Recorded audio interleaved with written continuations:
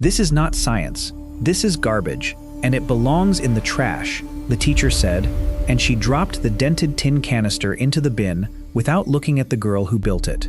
Amara didn't argue. She only said, "That's okay. It already did its job." 26 classmates went silent. No one moved. No one breathed. Somebody's pencil rolled off a desk, and nobody bent down to get it. Some looked at their desks. Some looked at Amara. Nobody looked at Mrs. Hensley. They didn't know yet whose name was already sitting on a state judge's clipboard, 3 counties away. They didn't know that by Friday, that clipboard would be walking through the front doors of this exact building. What would you do if the thing you built with your own 2 hands was called garbage by the one person paid to grade it? To understand why state fair judges were about to walk into a middle school looking for a project that technically no longer existed, you have to go back 3 weeks to a kitchen table with 1 working lamp and a girl who wasn't building a toy. Amara Whitfield was 14, and she lived 2 blocks from the water tower that hadn't run clean in 6 years. Her grandmother, Odessa, used to say the tap water came out tired and would boil it twice before she'd let anyone drink it. Before she passed, Odessa had taught Amara physics at that same kitchen table. Copper wire, a mason jar, sunlight, patience, and 1 lamp that buzzed when it got too hot. "Heat rises, water follows, salt stays behind," she used to say, tapping the table twice for emphasis. That's not magic. That's just paying attention. Amara kept every one of Odessa's old mason jars lined up on her windowsill, even the cracked ones, because throwing them away had never once crossed her mind. So Amara built a solar still. A coffee can, some foil, a length of tubing, $11 of parts from the hardware store, and a stack of index cards where she'd written down every failed version before the one that worked. It turned 3 cups of dirty water into 1 cup of clean water every 4 hours, using nothing but sunlight on a windowsill above the sink. She named it the Odessa filter after her.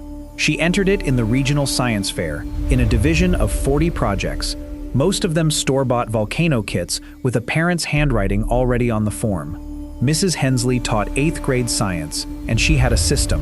Neat projects went on the shelf behind her desk, where she could point to them when the principal visited or when a parent complained. Amara's project, dented can, hand-lettered sign, corner peeling from where it had gotten wet, never made it to that shelf. It sat in the coat closet instead, until Mrs. Hensley found a better spot for it. 3 weeks passed. She never found one. But what nobody in that building knew yet was that 2 days earlier, the Odessa filter had already placed first at regionals. A letter confirming her spot at state was already sitting in the school mailroom, unopened. The clock had started. 2 days, 1 folder, 0 idea.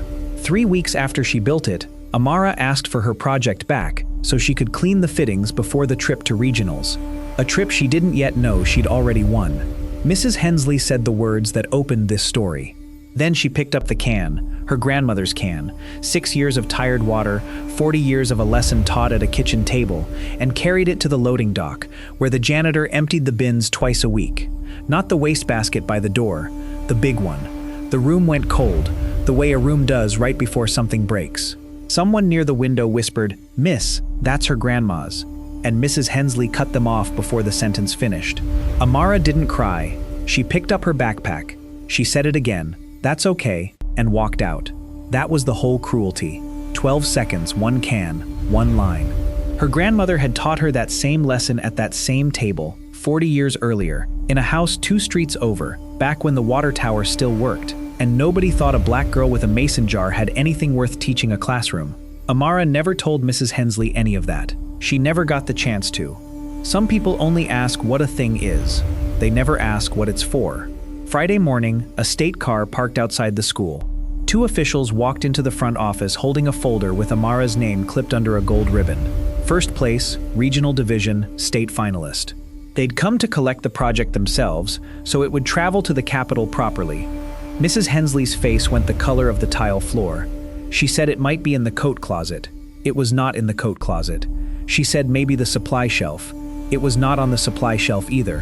One official checked his watch. The other asked, flatly, "Ma'am, where exactly is the student's project right now?" 26 students were crowded in the office doorway now, watching the same face lose its color a second time, in front of the very crowd it had performed for 3 days before. Then the janitor cleared his throat, standing quietly by the trophy case where nobody had thought to look for him. He'd pulled the can from the bin himself, Tuesday night, figured somebody'd want it back. He'd seen the hand-lettered sign and the name Odessa written in marker on the side, and it hadn't sat right with him. It had been sitting, dented but whole, on a shelf in his supply closet the entire time, 20 feet from where it was thrown away, and nobody had thought to ask him. If you want to know exactly where this turns, go back and watch the 12 seconds again. The janitor clearing his throat is the whole story, compressed into one sound. But what none of them expected, standing in that office, was how far this would travel once it left the building. The Odessa filter went to state in a police escort, still smelling faintly of the loading dock. It placed second in the entire state, one slot behind a team from a magnet school with a $6,000 budget. Mrs. Hensley did not return the following Monday. The district opened a formal review, and 2 other students came forward within the week with stories of their own work, quietly lost the same way, never entered, never returned. A local news clip of Amara reuniting with her can was viewed 4 million times in 7 days. The school board wrote a new rule that same month. Every entered project gets a numbered receipt and a signed chain of custody. No exceptions, no closets. Somebody started calling it Odessa's Rule, and the name stuck before the district ever made it official.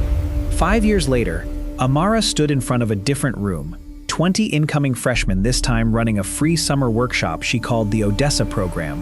$12 of parts, 1 solar still per student, built by hand, no kits allowed. Her grandmother's name on the wall behind her, painted in gold, where anyone walking in could see exactly whose lesson this really was. On the first day of every workshop, Amara tells her students the same thing her grandmother told her. Pay attention, and don't let anybody talk you out of what you already know is working. If this story moved something in you, go ahead and hit like, share it with somebody who needs to hear it, and tell us below what's one thing someone tried to throw away in you that turned out to be the whole point. Here's what really gets me about this one. It's not the ribbon, and it's not the trophy. It's the 12 seconds nobody in that room stepped in. So tell me honestly, in the comments, has there ever been a moment you went quiet when you should have spoken up and it's still sitting with you?